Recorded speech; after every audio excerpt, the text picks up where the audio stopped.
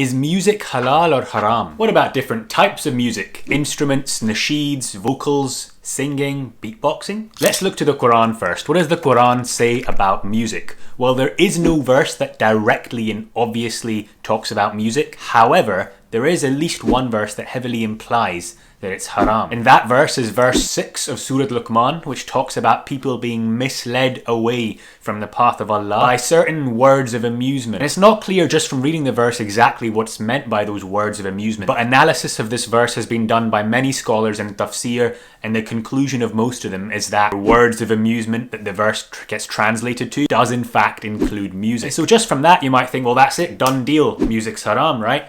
Well, just in case you're not convinced by the tafsir of that verse, there are a few hadith that mention music as well. But the one that stood out to me the most can be found in Sahih Bukhari, and our Holy Prophet has mentioned that among his followers there will be those that try to make the impermissible permissible. And the hadith refers to zina, which is illicit sexual intercourse, wearing of silk, drinking intoxicants like alcohol, and finally musical instruments. Most Muslims have no trouble accepting that zina and alcohol are both haram, and so the fact that musical instruments are mentioned alongside those two clearly haram things makes you wonder, and it's led to a lot of scholars saying that musical instruments are therefore also haram as well. However, there are also other hadith specifically about singing and also playing the open-ended drum or the duff, what's known as the tambourine but without the metal bits. And I'll put those hadith on screen just now. And so from those we can see that singing in itself is not haram and playing the duff is not haram. So that's the main Quranic and hadith evidence about music. So to recap, musical instruments. Based on the evidence that we've just gone over, all four schools of thought agree that musical instruments are completely forbidden, haram, and there's really no difference of opinion about that amongst the leading scholars. And in principle that does make sense. Musical instruments in general are tools to influence our emotions,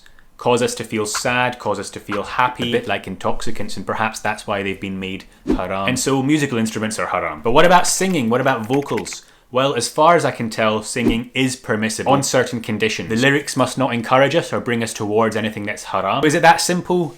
Well, not quite. Let's talk about nasheeds.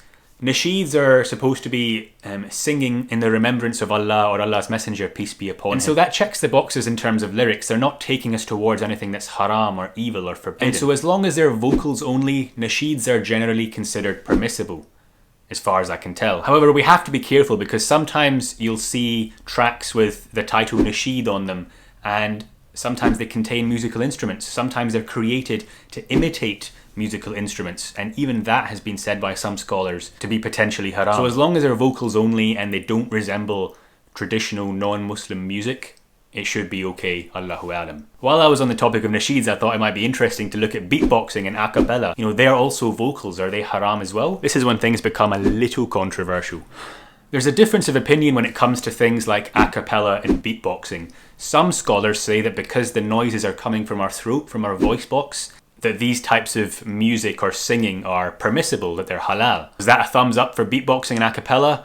As I said, not so simple. Other scholars feel that because beatboxing and acapella type of vocals are trying their best to mimic musical instruments that are haram, therefore that also means that beatboxing and acapella become haram. This group of scholars says that you feel the same emotions with the acapella version of a song than you would feel with the instrumental version of a song.